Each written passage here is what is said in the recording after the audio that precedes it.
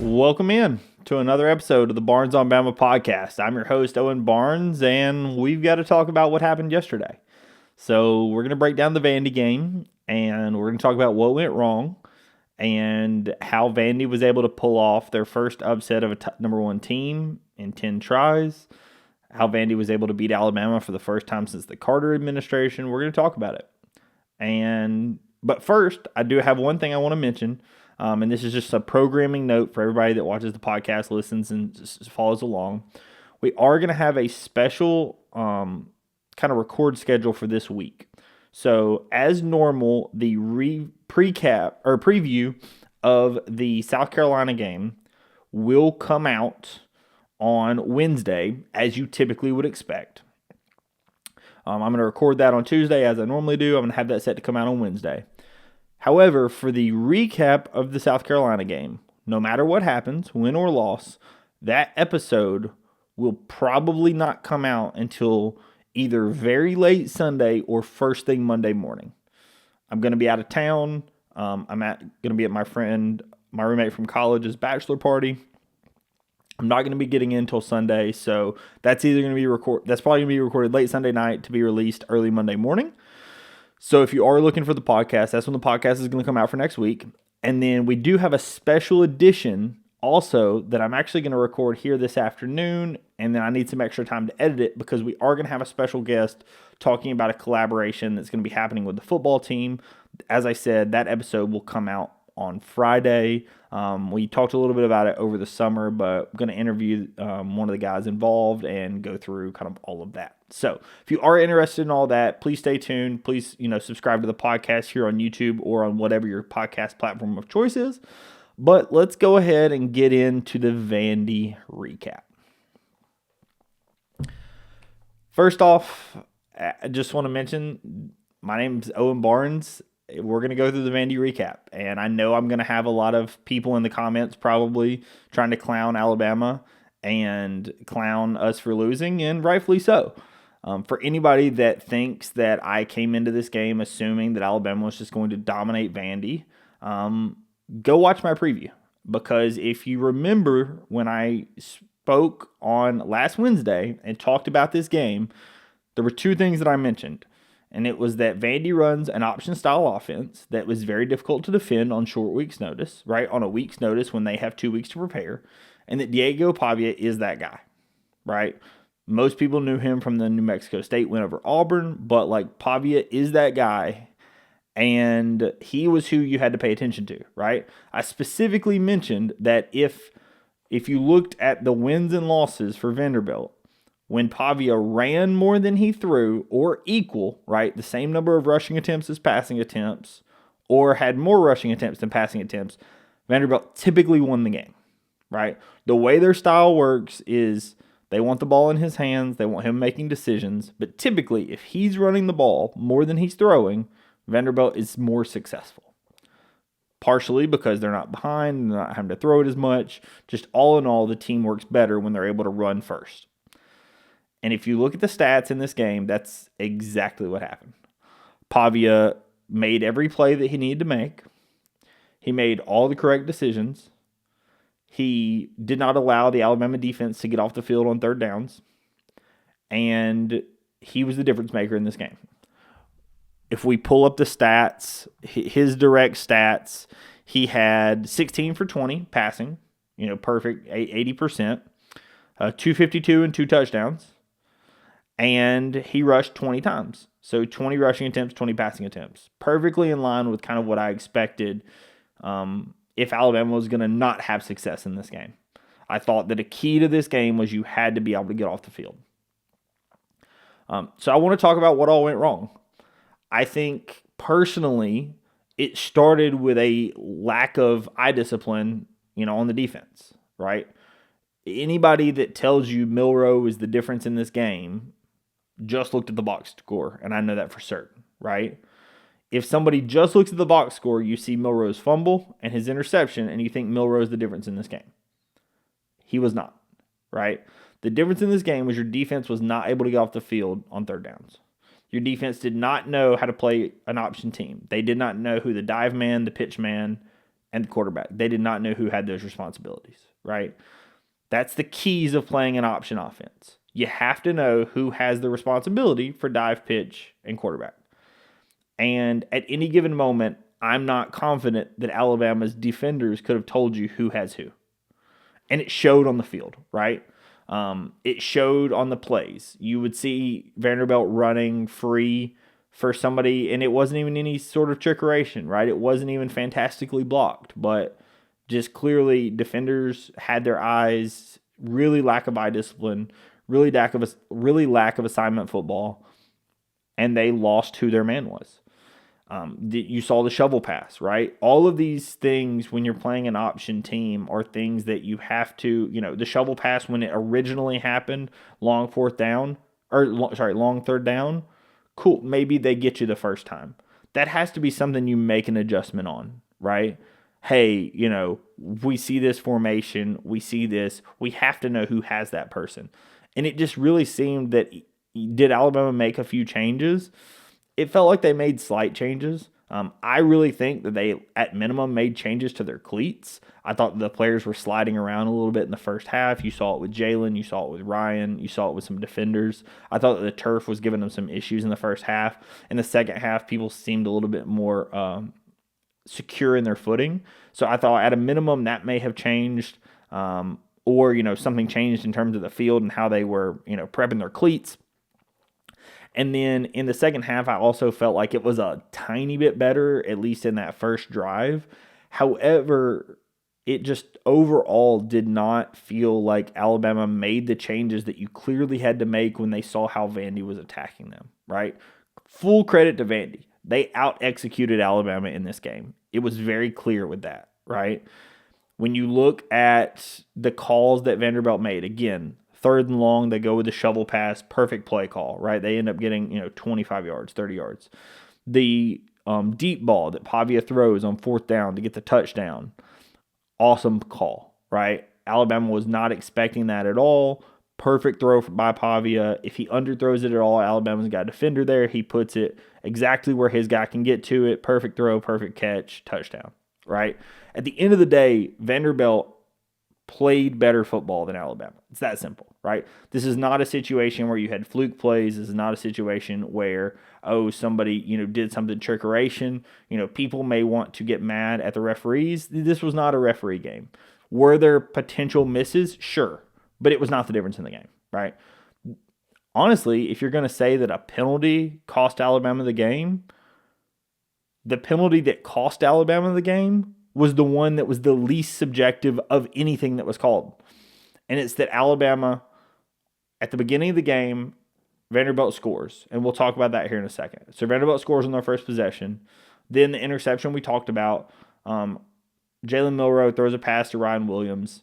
It's a little high. Defender's near it. The defender gets a hand on the ball. Pops up. Tip drill. Pick six. Right? Was not the worst throw. Was not the best, but was not the worst throw. Most times you see that ball just get batted down. Just so happened the way it hit, it's a tip drill. They return it for an interception touchdown, right? It ends up definitely costing Alabama in this game, but it, like I said, was not fully on Jalen. Definitely wasn't fully against Jalen, but was not fully on Jalen, and definitely caused a problem in the game. So then Alabama gets the ball back. They do score to make it 13-7. But then the next drive, Alabama is going to get off the field on 3rd down, right? It's going to be a 7-play drive. Alabama's going to get off the field on 3rd down. And 4th and 4, we get called for having 2 guys with the same number on the field at the same time, right? That is not a subjective call. Either you have 2 guys on the field at the same time or you don't. And in this case, Alabama had Xavier Brown and Ryan Williams on the field at the same time, both number 2s, right? That just can't happen, right? I've given my opinion that I don't think Ryan Williams should be returning kicks, right? I think that either Cole Adams or Jalen Mbakwe should be returning kicks. That's been my opinion from the get-go. However, if you're going to have him back there, that's okay. You just have to know who your gunners are. You have to know who all of the people on your kick coverage is. as to not have this happen, right? That's a mistake that just can't happen, right? Some opinions are you shouldn't have two guys with the same number on the team at all, right? There's over 100 numbers. You only travel with 70-something guys. Don't have any duplicates. I'm okay with a duplicate, right? In general, I'm fine with a duplicate. But if you're going to have a duplicate, you, under no circumstances, should ever have a situation where there's a thought that two of them could be on the field at the same time. That's pure coaching, right? That is pure coaching. That's pure communication. You cannot have that happen, right? So in my opinion, the one penalty that you could argue cost Alabama the game, because what happens is instead of a punt and Alabama getting the ball with a chance to go up 14-13, Vanderbilt scores, right? They keep possession. They end up scoring on what ends up being a 17-play drive, almost 10 minutes long. They end up scoring to go up 20-7, right? That's all the momentum right there, right? Alabama could go up 14-13 and instead they're down 20-7 off of pure coaching mistake, right? So in my opinion, like anybody that says this is a referee issue, no, it's not, right? Anybody that says, oh, you just can't lose to Vandy, it's like, I agree, but if another team out executes you, you're going to lose the game. That's how football works, right? If somebody executes their game plan at a better rate than you do, you will lose. And this is exactly what happened with Vandy. They had a plan. Their plan was they were going to run the option. They were going to chew clock. They were going to make it as difficult as possible for you to get them off the field on third downs. And they were going to win that time of possession battle. And the time of possession battle really tells the story in this game. The final time of possession number was 42:08 for Vandy, 17:52 for Alabama, right? This is a situation where, you often hear about, with a lot of these up-tempo offenses, like, oh, somebody's defense is on the field for 90 plays, 80 plays, right? It wasn't a number of plays. It was just an amount of time, right? And it's soul-crushing. When Vandy goes on drives of their first touchdown was 10 plays, then their long touchdown that had the issue that we were talking about was 17 plays. Then they had drives of 8 plays, 6 plays, 9 plays, 4 plays for a touchdown, 9 plays for a field goal, 7 and then 7, right? Never once did you get them off the field right away, right? Never once did you stop them from at least getting one first down in the whole game, right? This was a situation where Vandy really imposed their will. Their blocking scheme, the way that they ran their offense, the way that they ran their option was perfect. Credit to them, right? Vandy deserved to win that game. And Alabama still had a very good chance to win it, right? There's going to be questions on DeBoer on should he have kicked the onside kick. I'm personally okay with not kicking it. You have 3 timeouts on the 2-minute warning with 2 minutes and 45 seconds left, right? You've got to be able to trust in your defense. If you don't trust in your defense, why do you have them out there? Right? So I'm okay with the onside kick. I'm a little confused why he doesn't go for 2 when we end up scoring to go up, to just cut the lead to 23-14. I'm a little confused by that one because the 2-point conversion does make it a 1-score game. So that one I definitely have questions about. But all in all, in my opinion, decisions like that are not what cost Alabama this game. All right. There is one decision that I definitely have some questions about, and it was brought up on Twitter. I think Joe Corona brought it up. There may have been some other people I saw on Twitter bring it up. And this is one that I do agree with questioning the decision. And it's, why did Alabama win the coin toss and elect to defer? Right? Against a team like Georgia, against a team like Tennessee, against teams where you think it may be a scoring contest, right? I'm okay with it, right? I'm completely okay with saying, hey, I want ball in the second half, right? I'm good with that. Because the way Kalen DeBoer is able to score quick, go into the 2-minute drill with the last few minutes of the first half, then get the ball at the beginning of the second half, I think that can really change the complexion of a game. So I'm okay with that. My problem is I knew Vandy was running the option coming into this game. Conceivably, DeBoer and Womack and the coaching staff knew Vandy was going to be running the option and ball control in this game, right? The assumption is they knew that, right? They prepared for this game. They know that. If you're facing a team that's going to run ball control and going to run the clock, I think that it would have done better for us to have your offense on the field first to try to get a lead. So now Vandy is playing from behind instead of them being able to play ball control from the jump. Because once they score that 7 points, then, right, you end up getting the pick six. Now they're up 13-0. They're playing ball control from the snap, right? They're never in a hurry. They're going to shorten the game as much as possible. And at the end of the day, that's what ends up costing Alabama. Alabama just doesn't get the ball back because Vandy runs out the clock.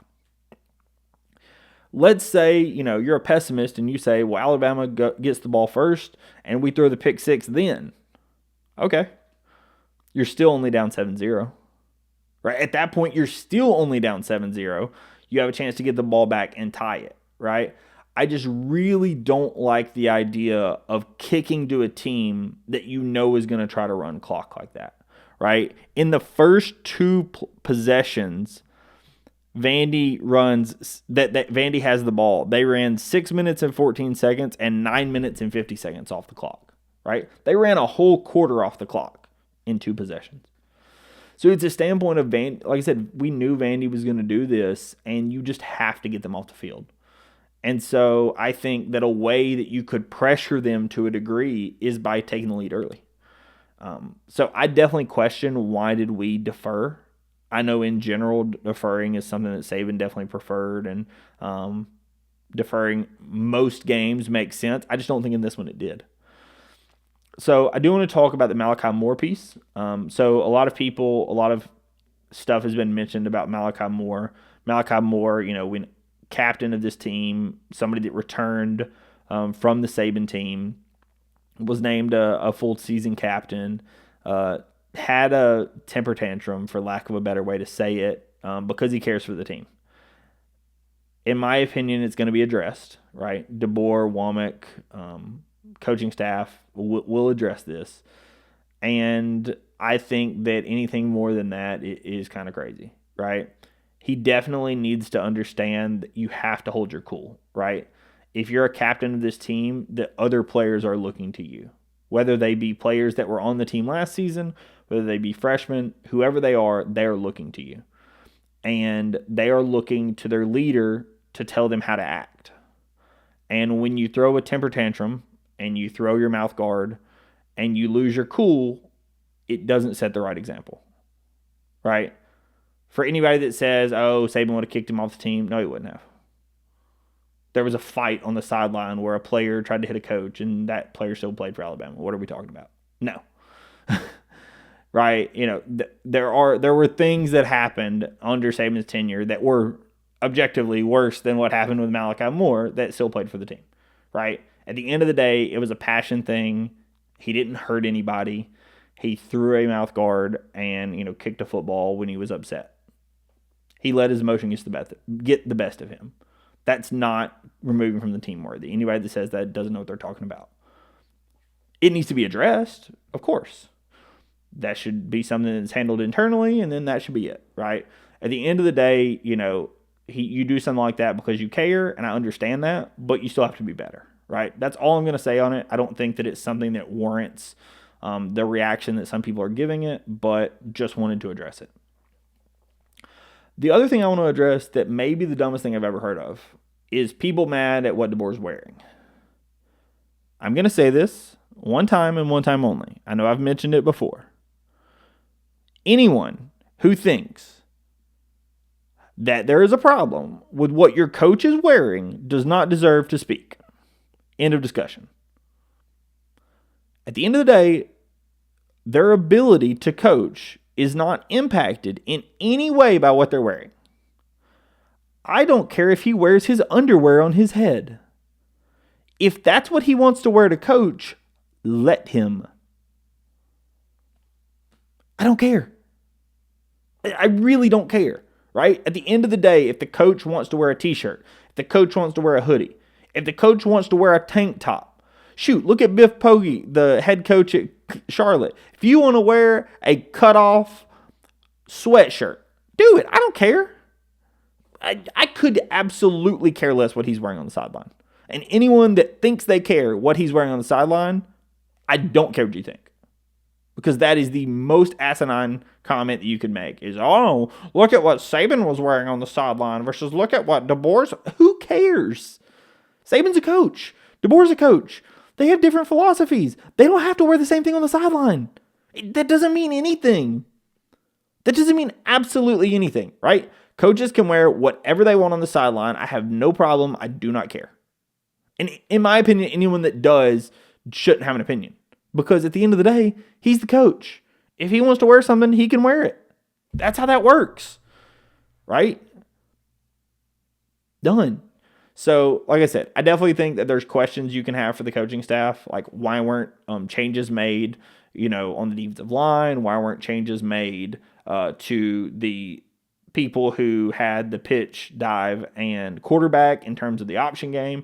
Obviously, questions need to be asked about the special teams, and they were asked in the post game, and DeBoer owned it and said it was definitely their issue, right? There are questions you can ask about this coaching staff after this loss, and they absolutely should be, right? 100% you have questions you can ask. But in my opinion, two things that people are bringing up and blowing out of proportion, much larger than they should be, is DeBoer wearing a t-shirt. I do not care. That is not at all the most important thing in this game. And the Malachi Moore, right? I do think that it should be addressed. I agree with people on that standpoint. I do think that internally, something should be done about it, whether he has to speak to the team and, whatever, right? Players, Q Robinson even made a comment, right? At the end of the day, you're a leader on this team. And so absolutely something should be said, something should be done. But this is not a standpoint of somebody getting kicked off the team. What are we talking about? That's just not going to happen. It doesn't need to happen, and it shouldn't happen, right? The bright point about this that I do want to talk about is from an offensive standpoint, right? We talked about the defense. There definitely are issues. I think they started at the defensive line. I thought by and large the linebackers played a pretty good game. You had 12 tackles by Jahai Campbell, 10 tackles by Deontay Lawson. I think that because of the size of playing the 4-2-5, you may be, obviously if that's your base and that's what you play, then you have to, commit to it. But I thought that the undersizedness and not having an extra linebacker out there hurt you a little bit in this game, just due to being able to get through blocks and how they played the option, right? But I'm sure somebody running a 4-2-5 that has your players fully ready and knowing who your pitch, dive, and quarterback are on every play and play full sound football probably can still stop Vanderbilt, right? You just have to play the football, right? At the end of the day, the coaches can only make the calls. If you don't make the plays, then it's not going to happen, right? So I'm sure, some people would argue, the 4-2-5 might have worked. Personally, I would have liked to have seen another linebacker on the field. I know it's not our base style, so I understand why we didn't. But personally, I definitely would have preferred to see that. The positive of this is got to be your offense. By and large, the offense looked very good yesterday. You had a couple of drives that ended up stalling out. One of them stalled out because that was the early drive that I mentioned where I thought there were some footing issues. Milrose slips. Then we throw the ball to Ryan Williams. Ryan actually slips and ends up dropping the ball. He has it in his hands, goes to put it on his hip, drops the ball, which costs us that drive. And then you have the fumble, right? And the fumble was one that I feel like Milrose should have maybe sensed, but I understand why he didn't, right? It was your right tackle on a right-handed quarterback, so technically it's not his blind side. But what happened is Milrose started his progression on the left side, and basically immediately at the snap, Elijah Pritchett got mauled. And the defender ran free straight at Jalen. And it wasn't a situation where Pritchett really even slowed him up at all. And because of that, I think it got onto Jalen faster than he thought was even possible, right? even if Pritchett gets beat, it's typically never that fast, right? When your tackles get beat, it's typically not in a snap of a finger. And that's what happened on that play. The defender runs straight up free, clean shot on Jalen. Jalen loses the ball, right? Again, Jalen needs to hold on to the ball, but I understand what happens, right? I don't blame that one completely on Jalen. If I'm blaming on somebody, it's going to be on Pritchett. On the interception, like I said, I think it's kind of a combo of definitely on Jalen, definitely on just a good play on defense because they batted up the ball into the air. It's intercepted, it's returned, right? So that's one where definitely, if you're going to place some blame, it definitely needs to place partially on Jalen, but that's not fully a Jalen interception. Like I said, I definitely think the read to Ryan was okay. Ball placement wasn't great, and that causes the ball to carry him up and get intercepted. Ryan does, have some big plays in this game. When Alabama's down big in this game, 28-40, you have a big shot to Ryan where he does another just otherworldly catch on the sideline to stay in and go for the touchdown, right? So at the end of the day, your offense still had some explosives. There's a lot of questions about why Jam Miller, had the amount of runs that he had, but had less touches than Justice Haynes. I think it's a good question. But, at the end of the day, I don't think your offense is the problem in this game, right? This game boils down to, simply put, if you don't have two guys with the same number on punt coverage, you might win the game because that gives you the ball back. That also doesn't keep your defense on the field for a 17-play drive. That ends at a 5-play drive, not a 10-minute drive. That ends up being a 10-minute drive and fully demoralized the team because it felt very early on. The first drive, right, Alabama get the touchdown. Then after the interception, Alabama's reeling, and that penalty just made it feel like the wheels were falling off, right? Immediately following, you have the Emmanuel Henderson, what looked to be originally a fumble on kickoff. Thankfully, his elbow was down, right? But early on, it just felt like Alabama was completely coming apart at the seams. And so, for me, if I'm going to say one thing that changed the outcome of this game, it's simply put, you cannot, under any circumstances, have two guys with the same number on the field at the same time. Because that's the difference in this game, right? That's the difference in Alabama having the ball with the lead and potentially having a chance to take the lead to make Vanderbilt be playing from behind. Because an option team playing with the lead, able to milk as much clock as they want, is way different than somebody playing from behind. And simply put, that's all that I think needs to be discussed about this. So that's my breakdown of the game. Like I said, I know I didn't go fully position by position. But if I'm going to talk about what the issues in this game were, it's simply put, on the option, you have to know who has every assignment.